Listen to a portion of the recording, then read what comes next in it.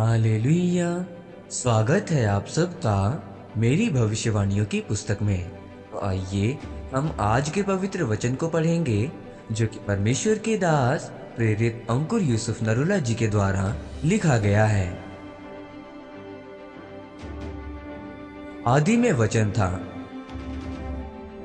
जैसा कि यूहन्ना की पुस्तक अध्याय 1 उसकी 1 से 3 आयत में लिखा है, आदि में वचन था और वचन परमेश्वर के साथ था और वचन परमेश्वर था। यही आदि में परमेश्वर के साथ था। सब उसी के द्वारा उत्पन्न हुआ और जो कुछ भी उत्पन्न हुआ है उसमें से कोई भी वस्तु उसके बिना उत्पन्न नहीं हुई। मेरे प्रियो, बाइबल में लिखा है कि आदि में वचन था, वचन परमेश्वर के साथ था और वचन ही परमेश्वर था। यही आदि में परमेश्वर के साथ था। लिखा है उसमें जीवन था और लिखा है कि वचन देहधारी हुआ। इसका मतलब है कि आदि में यीशु था, यीशु परमेश्वर के साथ था, यही आदि में परमेश्वर के साथ था और सब कुछ यीशु के द्वारा पैदा हुआ। जब हम उत्पत्ति की पुस्तक अध्याय 1 उसकी 1 आयत में पढ़ते हैं तो लिखा है कि आदि में परमेश्वर ने आकाश और पृथ्वी की सृष्टि की। इस वचन को अगर हम इब्रानी भाषा की बाइबल में पढ़ें तो लिखा है कि आदि में एलोहीम ने पृथ्वी की सृष्टि की। एलोहीम एक बहुवचन शब्द है जिसका मतलब है कि जब आकाश और पृथ्वी की सृष्टि की गई तो वहाँ यहोवा परमेश्वर, प्रभु यीशु मसीह और पवित्र आत्मा थे। और बाइबल कहती है कुछ भी वचन के बिना नहीं पैदा हुआ। इसका मतलब कि कुछ भी प्रभु यीशु मसीह के बिना नहीं पैदा हुआ। परमेश्वर जो जो वचन बोलते गए वो ही बनता गया। आज जो मसीही चाहते हैं कि उनके जीवन में परमेश्वर आशीष दे, उनके जीवन में बढ़ोतरी पैदा हो और किसी के जीवन में स्थिरता नहीं है, कोई बीमारी में है, तो आपको ये बात समझनी है कि कुछ भी वचन के बिना पैदा नहीं होता।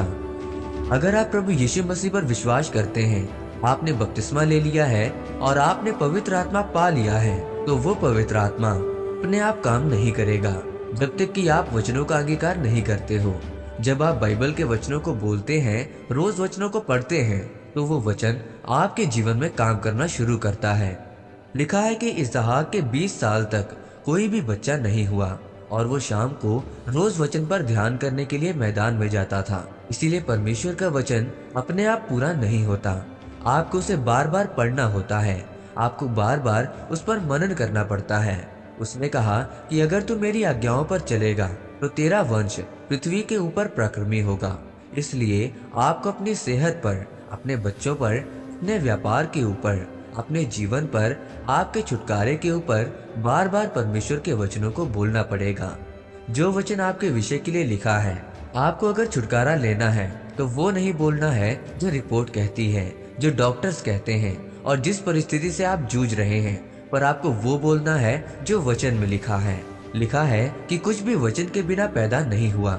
इसीलिए अगर आप आशीषित होना चाहते हैं तो आपको रोज बाइबल पढ़नी है, रोज वचनों पर मनन करना है और वचन के बीच में से प्रार्थना करनी है।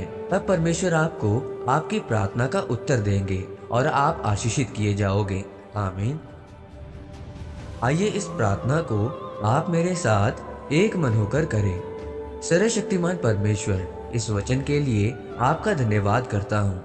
परमेश्वर, मैं प्रार्थना करता हूँ कि आपके वचन मेरे जीवन में 100 गुना फलों को लेकर आए और वो फल मेरे जीवन से कोई भी चुराने ना पाए, प्रभु यीशु मसीह के नाम में।